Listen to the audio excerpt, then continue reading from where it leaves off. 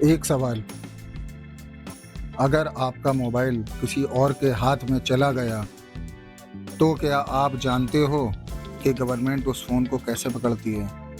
आज मैं वही प्रोसेस बताऊंगा जिसमें कोई केस नहीं होता है, रियल वर्क होता है और वो भी लीगल तरीके से। इस वीडियो में ना कोई सीक्रेट ऐप है, ना कोई जुगाड़ है, बस एक सिस्टम है जो इंडिया में हर चोरी हुए फ़ोन के लिए बना है।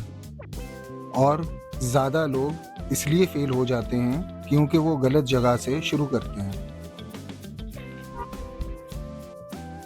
सबसे पहले एक गलती समझ लो, जब तक पुलिस रिकॉर्ड नहीं होगा कोई सिस्टम एक्टिव नहीं होता।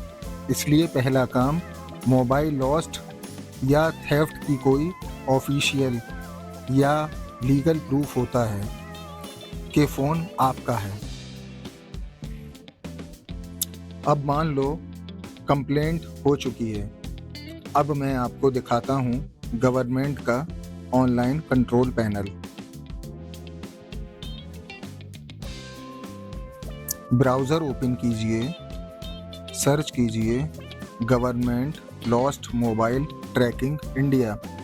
जो ऑफिशियल रिज़ल्ट आएगा उसी पर जाना है। इस पोर्टल का नाम है CEIR। यहीं से इंडिया के सारे ब्लॉग और ट्रेस्ड फ़ोन मैनेज होते हैं। प्राइवेट लोगों का कोई एक्सेस नहीं होता है, सब कंट्रोल गवर्नमेंट ऑफिशियल्स के हाथ में होता है। होम पेज पर एक रेड हाईलाइट दिखेगा, लिखा होगा ब्लॉक, स्टोलन और लॉस्ट डिवाइस। इसी ऑप्शन से प्रोसेस स्टार्ट होता है। अब यहाँ से सबसे पहले आपसे डिवाइस रिलेटेड डिटेल्स मांगी जाएंगी।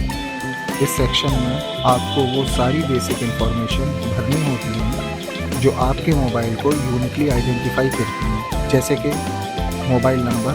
अगर डुअल सिम है तो आपको दोनों डुअल सिम का मोबाइल नंबर देना होगा। उसके बाद IMEI नंबर्स, दोनों सिम के IMEI नंबर आप मोबाइल के बॉक्स या परचेज डॉक्यूमेंट से चेक कर सकते हैं। इसके बाद डिवाइस और ब्रांड सेलेक्ट करिए और एग्जैक्ट मॉडल नेम एंटर कर दीजिए। आपका पहला पार्ट कंप्लीट हो गया।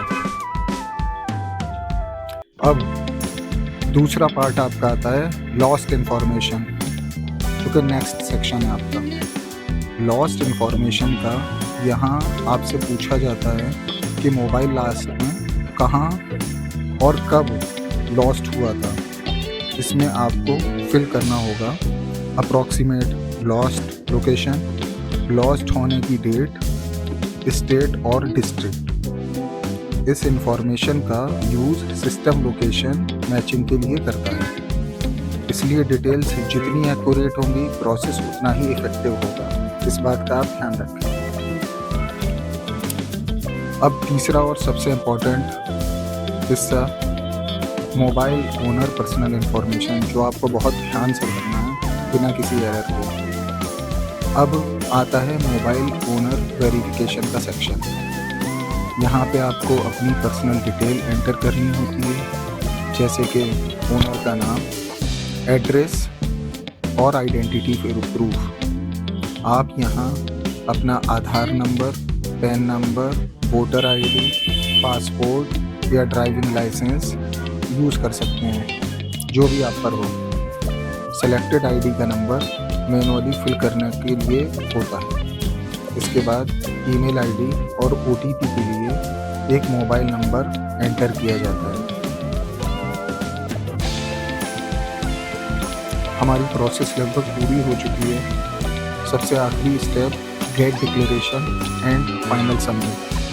अब लास्ट स्टेप है डिक्लेरेशन का। यहाँ आपसे कंफर्म ली जाती है कि दी गई सारी इंफॉर्मेशन आपके नॉलेज के अकॉर्डिंग करेक्ट है। डिक्लेरेशन चेकबॉक्स टिक करने के बाद आपको सबमिट बटन पर क्लिक करना होता है। सबमिट करने के बाद रिक्वेस्ट सिस्टम में रजिस्टर हो जाती है और इसके बाद 2 से 3 दिन के अंदर नेटवर्क लेवल एक्शन स्टार्ट हो जाता है।